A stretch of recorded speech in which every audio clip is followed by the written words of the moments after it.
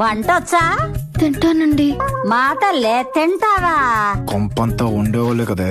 ఎప్పుడు ఇట్లా చీరలే కడతావా? ఇంటి దగ్గర 2 పీలికలేసి తిరుగుతావా?